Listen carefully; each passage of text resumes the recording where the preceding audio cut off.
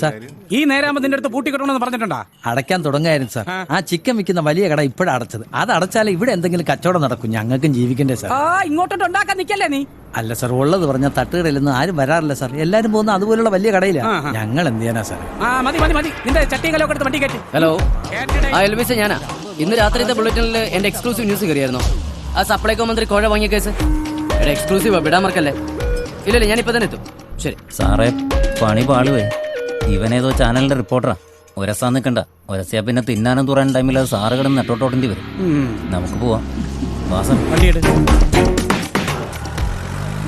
പോയി. സാർ ഉള്ളത് കൊണ്ട് രക്ഷപ്പെട്ടു. സാർ ഏത് ചാനലില്ല? ചാനലിൽ നിന്നൊന്നുമല്ല, ഒരു നമ്പർ ഇട്ട് നോക്കിയതാ.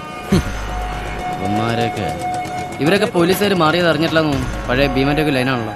ഭയങ്കരനാ ആളൊരു പുലിയാ. എത്രയായി? 22.